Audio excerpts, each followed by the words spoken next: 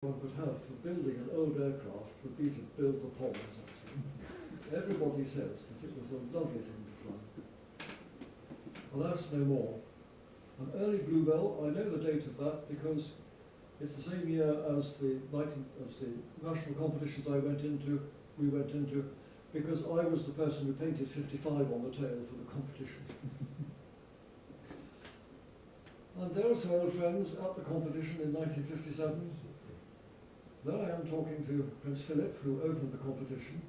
There's Katharina standing to attention, and her and my, well, we weren't married then, but eventually her and my brother-in-law, Siegfried, who, uncharacteristically relaxed attitude for Siegfried, I think, talking to the Duke.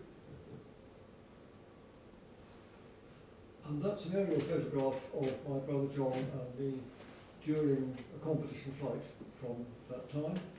And that's my brother John about to go off from the Lind. And that is me over Ullswater on the 1958 expedition, which I've been telling you about. That's me landing on the top of Priest's Crag. There's a story attached, I'm afraid. You see, I don't have my brakes open as fully as I should have. And that's because being left-handed, at the critical moment, instead of pulling them fully out, I pushed them forward. I got the sense wrong. And ever after that, I never landed with half brake. I would come in until it was full brake time and I opened the brakes fully. Always worked after that. We then went to the Mind after that camp, where the club was having its normal Mind camp, and I show you this, spots and all, because there is the fleet as we knew it. There's a tutor, there's the Olympia with 57 on it about to be launched, and Bluebell in her original blue colouring behind. The prefect is missing, that's presumably being launched. Here is the Swallow that we built. That's the stage when we were able to put the wings on the fuselage for the first time and take a photograph. That's in my garden in Barton. There it is on its launching day, or possibly, I think that is on its launching day, and we're fretting around trying to fit things like canopies and make sure that they do actually fit, to get it out to Marshall's before it was dark so that Ted could fly it, and we just managed to do that. And of course we've got photographs of that, but I haven't scanned it. We took it up to the Druids, as I explained, and there you will see recognisable people.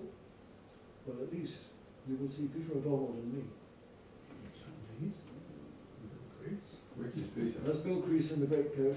It's me, Bill Crease, Graham Pratt, Colin Pennycook, Peter O'Donnell, and John Dees.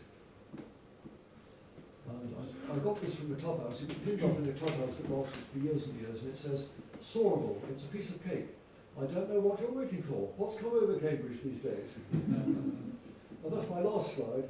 That is John Dees flying now, finished and painted and flying happily up and down the ridge at the Mind. So, I did bring also that big scrapbook. I should just mention that the scrapbook isn't used anymore because I was advised by the University Library archivists that one should keep old things in acid-proof envelopes and not stick them or put them in a guard book like that anymore. So I don't add to it, but I have a lot more material.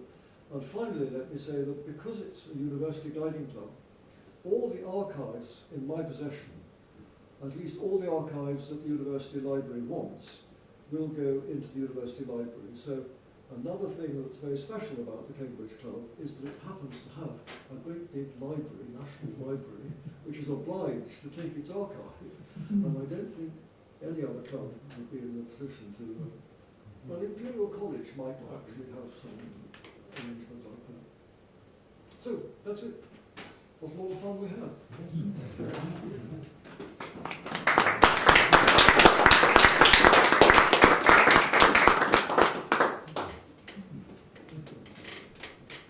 I don't hear very well, but if anybody wants some questions, just shout. What happened to the penguin? What happens to penguin? Oh, I've got it. What happened to penguin? Yeah. Is that the question? What happened to Penguin? Oh, that's rather sad. Well, the first thing that happened to Penguin, as far as I was concerned, is that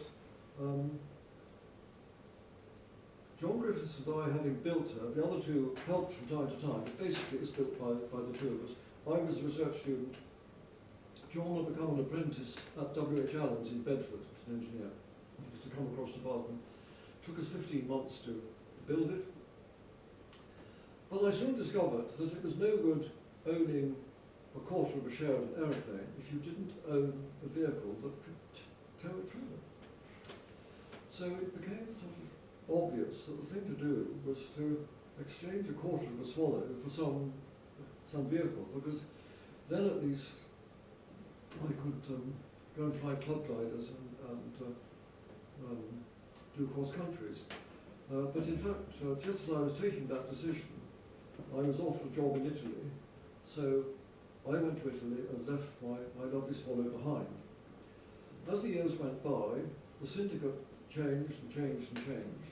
Finally, the glider left Cambridge, and one day I learned that it was at Husbands Bosworth. So I shot across to Husbands Bosworth to find that the people who now owned it had just left. I could look through the keyhole, but the trailer was locked up. I couldn't see this glider again. And before I'd had another chance to find it, it had been sold to somebody who took it to East Africa. And in East Africa it got termites, and somebody managed to rebuild it, and it then was being sold to a New Zealander who, when he was flying it for the first time, spun it in and killed himself. So it's a rather sad story. It was a very nice Swallow. Not only was it beautifully finished with things like rounded wingtips and so forth, but Sling was very kind to us youngsters, and he told us stories about the BGA and what it required for the Swallow. And he said, look, don't take any notice. They insisted that it had 7 degrees of washout in the wingtips. He said, don't take any notice of that. It's not necessary. It's been a BGA requirement. I didn't design it like that in the first place. So when you do the leading edge ply-on, get hold of the end rib, the tip rib, and bend it 3 degrees so there's a twist in the main spar, and hold it like that with clamps and so forth whilst you put the D-box ply on. And then you will have a proper Swallow as I designed it, and not a BGA Swallow. So we had 3 degrees of washout. Of course, the next question is, was that what happened to the New Zealander, that we didn't have enough washout? Well, no, not at all, because we used to spin the aircraft, and it was a perfectly normal aircraft. What had happened was that Sling had designed it as what he called a small high-performance aircraft. It's rather comic to look back and think that that's what the Swallow was for. It was a small, cheap, home-built, high-performance aircraft. And the BGA had got hold of it and said it would be a wonderful replacement for a prefect for first solos. But unfortunately, we need very safe characteristics for that. So you must please put another 4 degrees of washout on the tips. So Sling did that, and then sent it back down to Ration. But what he didn't tell Ration is that he put a beach block in the elevator slot to stop them pulling the stick back so hard. So when the BGA group at Ration tested this revised Swallow, they reported to Sling that it was absolutely wonderful. It didn't do nasty things on the stall or anything like that anymore. So Sling said, well, of course it doesn't. I put a beach block in the elevator circuit to stop you pulling back so much. So now I've solved the problem for you, I can take the washout out. And they said, no, it's perfect as it is. You just leave the washout and you leave the beach block there. So Sling was an unhappy man. We built the Swallow as Sling intended it to be. I flew a Swallow at Talgarth, and they told me that Derek Pickett had used it for inverted flying, and had had it configured with no washout. It's designed for inverted flying. Well, this one apparently had no washout at all. I've never heard that story. The ordinary style of the swallow is cast for inverted flying. You may find that the BGA doesn't give it a C of A for inverted flying, but you see what the BGA is then saying is that the pilot really isn't passed out for inverted flying, but the aircraft is. It's a totally indestructible aircraft. It's absolutely magnificent. John Griffiths used to have a wonderful way of landing it, just showing off. Because when the Swallow was being test flown at Slingsby's, Royston landed it on the runway at Wimbledon one day so hard that all the inspection panels opened. He felt a rather sore back from this, but it didn't do any damage to the Swallow. If you built a Swallow, you can see why. I mean, it's the most amazing construction. So John Griffiths had a wonderful way of landing our Swallow. He would come in at the stall, sort of about a knot or two below the stall almost, and the Swallow would just come in like a hang glider. And if the ground was a bit soft, John would come in and just stop. I never dared do that. I still got my Swallow, a replacement Swallow, which I bought about 20 years ago. Now they are the most lovely things to fly because they have extremely unnecessarily big control surfaces. A Swallow elevator is a wonder to behold. I mean, you go to a modern fiberglass glider and you pick up the elevator, well, it's a tail-plane elevator, and you tuck it under your arm and go off to the trailer. Well, you need a rigging crew to take your Swallow. And the Swallow is only 13.5 metres or something, so he's got this vast elevator. So it's absolutely wonderful for doing aerobatics in.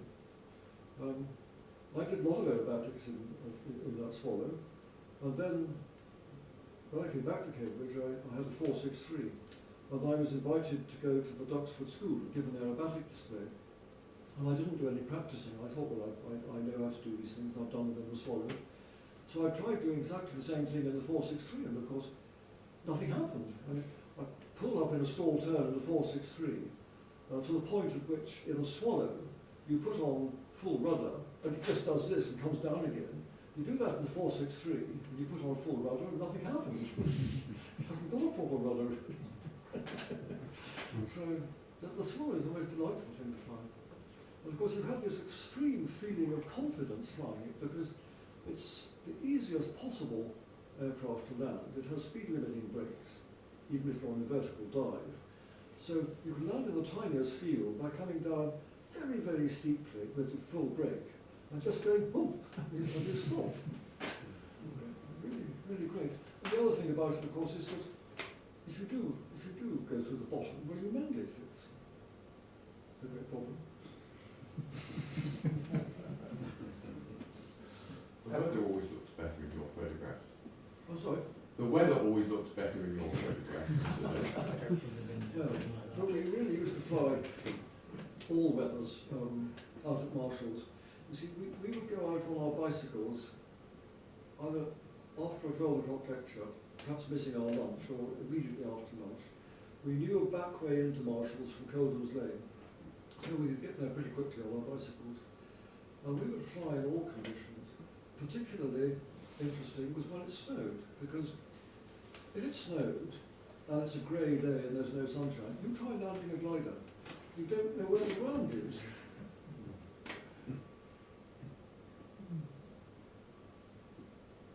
Well, same with powered aircraft, I suppose. What, sorry? Same with powered aircraft, I suppose. I mean, landing on grass, landing powered aircraft on grass, but it's snow must be quite difficult. You just don't know where the ground is. What was the state of sort of cross-country theory at this time? What was the state of? Cross-country theory, cross-country flying theory. I still haven't got the last bit. What was cross-country flying theory at that time? Oh, well, nobody's done a 300-kilometre triangle.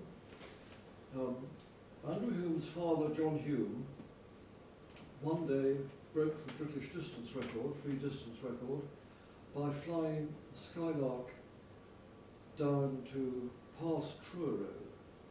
He didn't know where he was, but it didn't matter because it was just a free distance. but I think he could tell that England was getting a bit narrow round about the point where he stopped. So that was a great flight. The standard milk run for 300 kilometres, well, I shouldn't say it's standard because it was first done by Peter Nielsen, it was in one of the photographs I showed you, round about the time that I first joined the club. Peter and I were almost contemporaries, so perhaps he was a year ahead. And he flew from Christchurch to Exeter Airport. That was known to be 300 kilometres.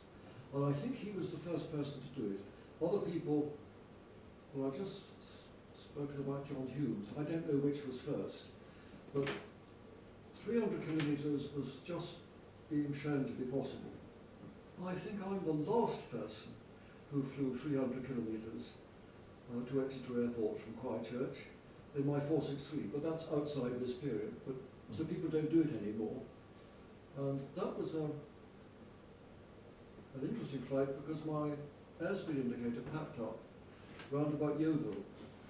So I flew to Yeovilton, thinking I'd land on the RMAS station at Yeovilton, when I hit a thermal. So, of course, instinctively I just went round, and then I thought, well, come on, you can fly a 463 without an ASI. So I continued until I got to Exeter Airport. Very, very nice flight that. But another thing about that flight, it was the first 300 kilometre gold flight which did not qualify for gold sea, gold distance, because they changed the rules.